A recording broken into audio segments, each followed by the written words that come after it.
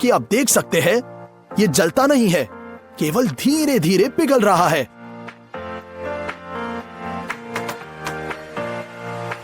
फिर हम इसकी राख लेंगे और इसमें चीनी डुबोएंगे।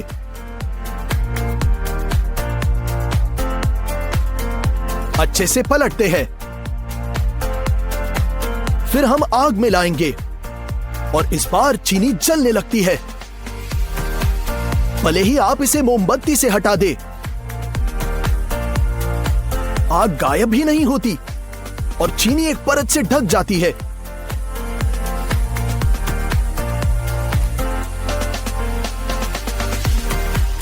और फिर फट जाती है, ऐसे ही। लेकिन कभी कभी चीनी बिना विस्फोट के जल सकती है। ये देखिए, ऐसे। आपको क्या लगता है यहां हो क्या रहा है?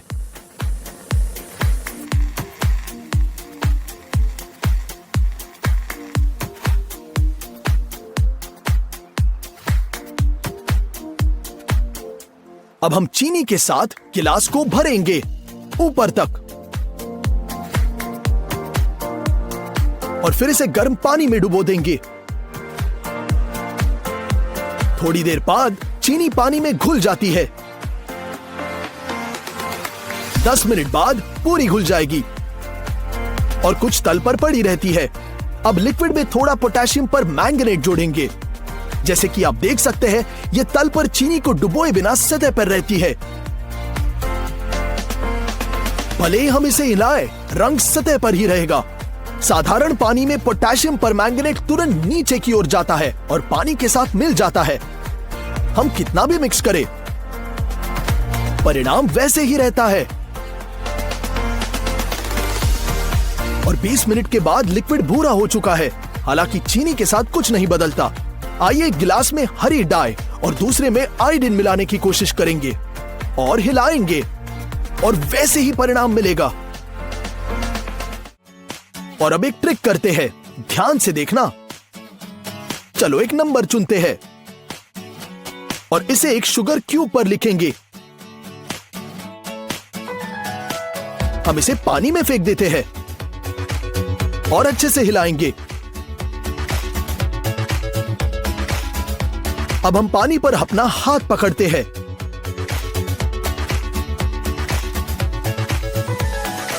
और नंबर चमत्कारिक रूप से हाथ की हथेली पर दिखाई देगा।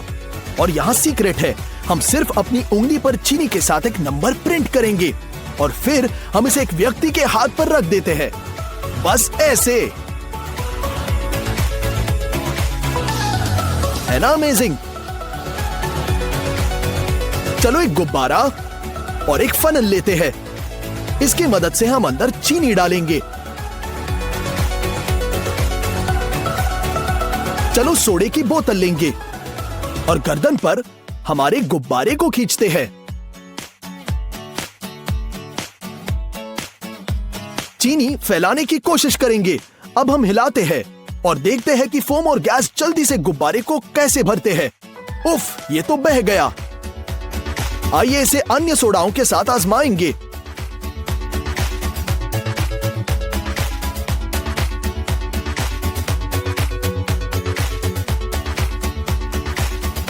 कुछ भी कहो, लेकिन कोला वाला सबसे शक्तिशाली परिणाम निकला। ये नहीं फट रहा।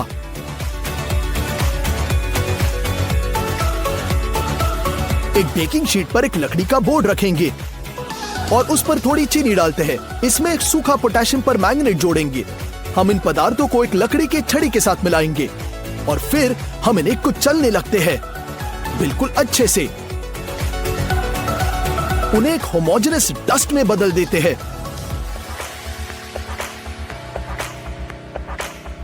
बहुत अच्छी तरह से कुचलना है और प्रेशर और आग लग जाती है। क्या शक्तिशाली लो है।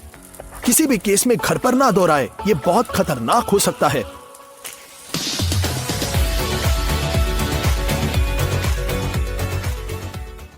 आइए एक फूड रैप लेंगे और इसमें से 2 समान स्क्वायर्स बनाते हैं। प्रत्येक पर लगभग 2.5 बड़े चम्मच चीनी डालेंगे। एक स्क्वायर में 1 चम्मच स्टार्च का और 1/4 जोड़ेंगे, मिक्स करेंगे और एक बैग में लपेटना शुरू करेंगे, पोटली जैसे। हम इसे सपोर्ट के लिए धागे से बांध देंगे।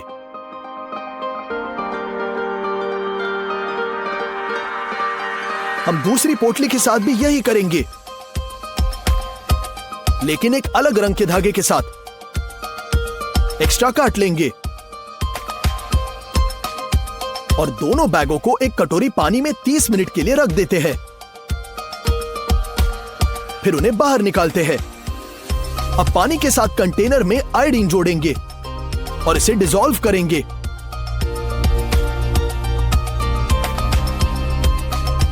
हम समाधान पर अपने बैग लटकाएंगे और उन्हें ढक्कन के साथ कवर करते हैं।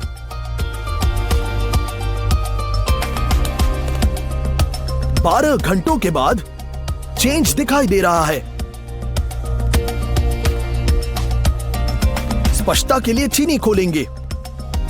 शुद्ध चीनी के साथ लगभग कुछ भी नहीं हुआ है, लेकिन स्टार्च से मिश्रित चीनी एक राख रंग में परिवर्तित हो गया।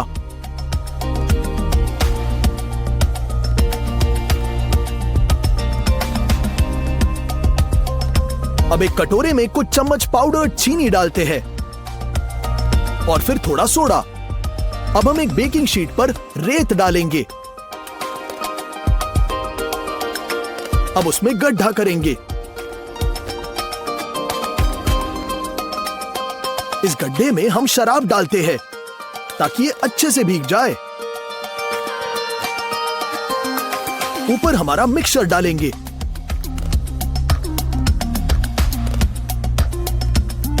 इसे जलाएंगे और शराब को लाइट करते हैं। एक रासायनिक प्रतिक्रिया तुरंत शुरू होती है। मिश्रण काले मशरूम जैसे ग्रोथ में बदलना शुरू कर देता है, जैसे TV series one of us से मॉन्स्टर्स। ये डरावना दिख रहा है, लेकिन साथ ही आकर्षक भी।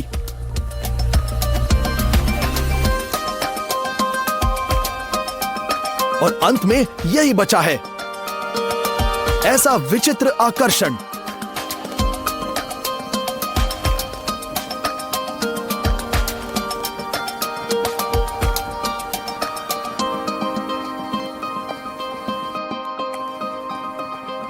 है ना अमेजिंग?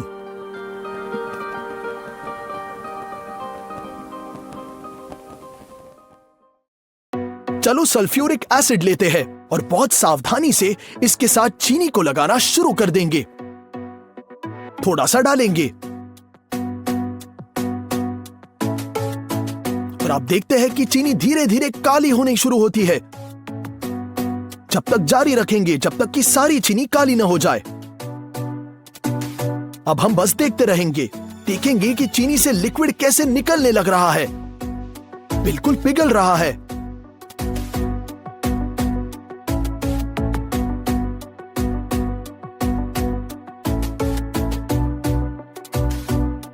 फिर ये सारा टूट जाता है और विचित्र रूप से बढ़ने लगता है, तेज और भी तेज। गैस पहले से ही तेज होने लगा है और चीनी उबल रही है। आखिरकार यह प्रोसेस पूरी हो गई है। चीनी नरम चिपचिपे काले रिमेन्स में बदल जाती है। ये एक बड़ा प्रयोग करने का समय है। दानेदार चीनी के साथ ग्लास जार को लगभग आधे तक भरेंगे। और अब चलो सबसे खतरनाक हिस्से पर चलते हैं। अंदर सल्फ्यूरिक एसिड डालेंगे और रिएक्शन शुरू होने तक जितनी जल्दी हो सके सब कुछ हिलाना शुरू करते हैं।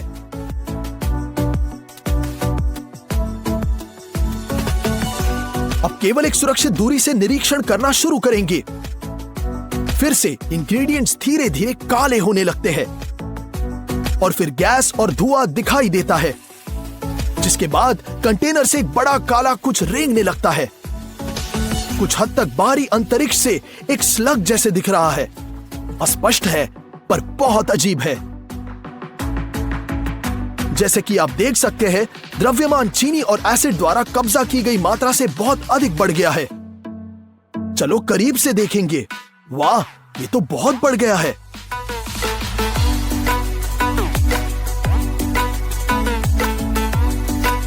बहुत ही अजीब लग रहा है और गर्म भी है।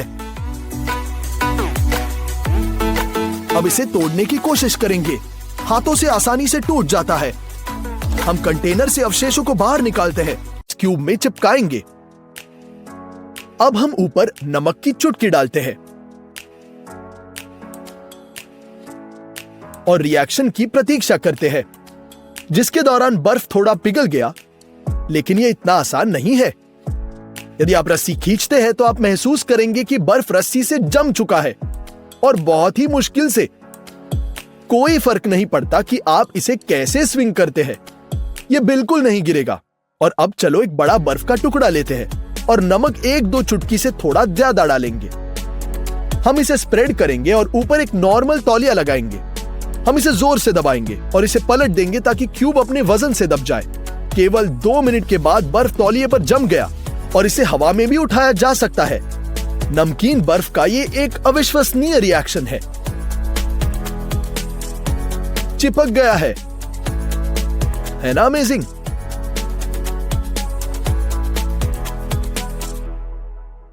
हमें एक बोतल में आधा लीटर पानी चाहिए। चलो इसे 4 घंटे तक छोड़ देंगे और फिर इसे फ्रीजर में एक और 1.5 घंटे तक रखेंगे।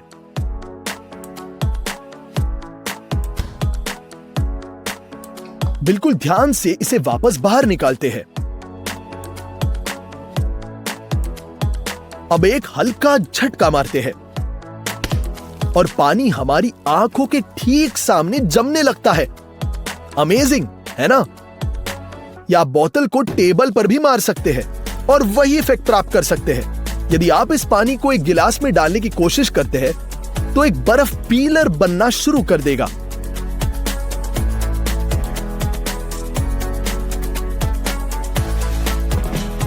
ध्यान से अब पानी को एक गिलास में डालेंगे,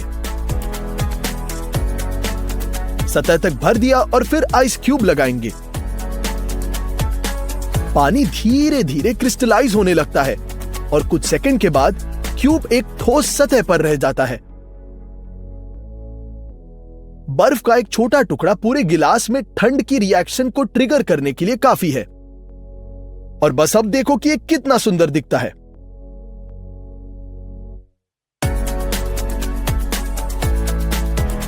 वैसे आप कोला के साथ भी यही ट्रिक कर सकते हैं, लेकिन आपको इसे 3 घंटे और 15 मिनट तक फ्रीज करना होगा। गैसों को सक्रिय करके ढक्कन खोलेंगे और फिर अचानक बंद करते हैं और बोतल को हिट करेंगे। कोला तुरंत बर्फ में बदल जाता है। फिर ढक्कन के साथ ट्रिक और फिर से मेज पर मारेंगे और एक ड्रिंक के बजाय एक बर्फ का गोला, एक साधारण आइस क्यूब लेंगे और इसे एक हथौड़े से मारेंगे। यह तुरंत छोटे टुकड़ों में बिखर जाता है। पहले झटके से चोट नहीं पहुंची तो दूसरा और तीसरा और चौथा और 5वां। ऐसा लगता है कि यह अनब्रेकेबल है। इसका रहस्य क्या है? सिंथेटिक इंसुलेशन में पानी को बर्फ के सांचे में डालें और वहां इंसुलेशन डालेंगे।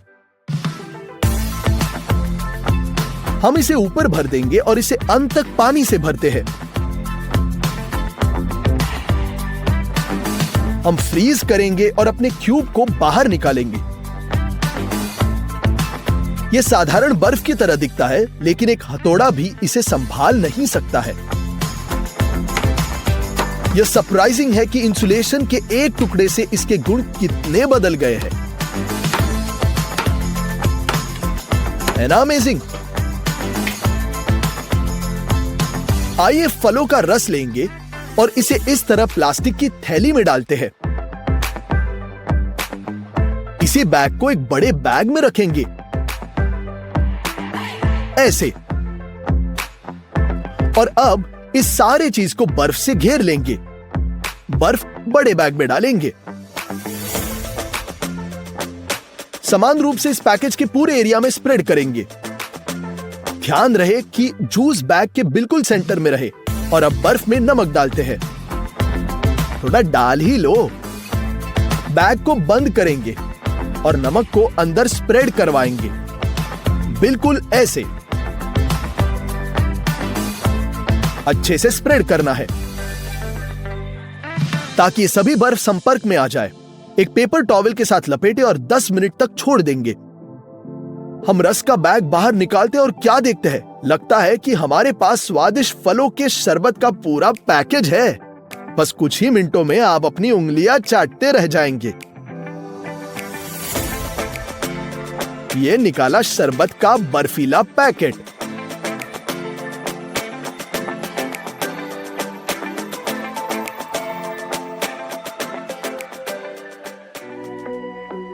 यहां हमारे पास समान लिक्विड इंग्रेडिएंट्स वाले 3 बर्तन हैं। धीरे से उनमें से प्रत्येक में एक कच्चा अंडा डालते हैं। धीरे से उन्हें दीवार के साथ नीचे करेंगे। और अब यहां बर्फ के टुकड़े डालते हैं। पहले बर्तन में हमारे पास शराब, अंडा और बर्फ डूब चुका है। दूसरे में ताजा पानी, बर्फ सामने आया है और अंडा सबसे नीचे है। और तीसरे बर्तन में हमारे पास नमक का पानी है, सतह पर बर्फ और अंडा है।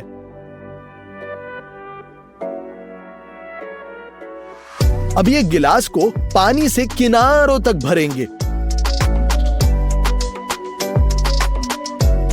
और अब एक आइस क्यूब को पानी में गिरा देंगे।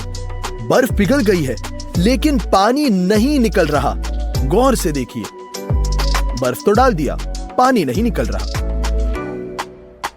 अब एक और क्यूब जोड़ते हैं।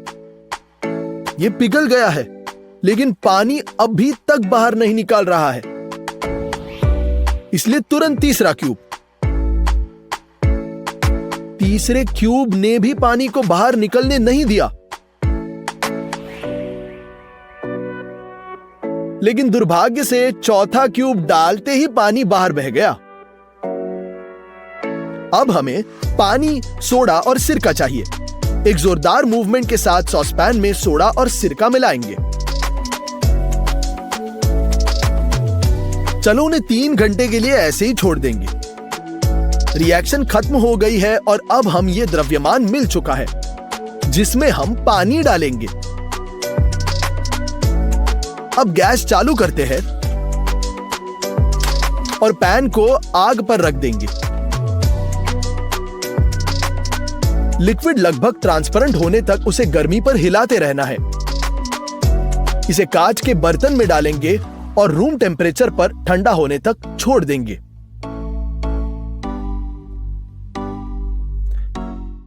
अब सतह पर हमारे लिक्विड को थोड़ा सा डालते हैं और यह तुरंत क्रिस्टलाइज होने लगता है।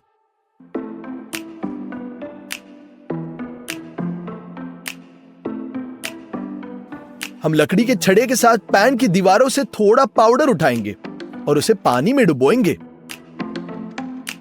बर्फ के टुकड़े की तरह वे पूरे सतह पर फैल गए। जैसे कि पानी ठंडा हो रहा है, यह पैटर्न बिल्कुल खूबसूरत हो रहा है। जितने अधिक अंक होंगे, रिएक्शन उतनी ही तेजी से आगे बढ़ेगी। बस देखो ये कितना सुंदर दिख रहा है। आइए हमारे क्रिस्टल के उखड़ने की कोशिश करते हैं। ये बर्फ की तरह ही दिख रहे हैं, लेकिन ये गर्म है।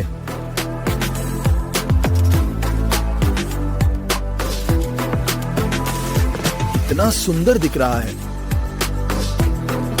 अब इसे हाथों से तोड़ने की कोशिश करेंगे।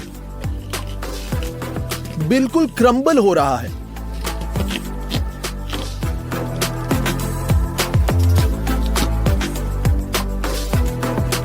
अब हम आसानी से इसमें लिक्विड डालेंगे तो ऐसा पिलर बन गया, बर्फ का पिलर।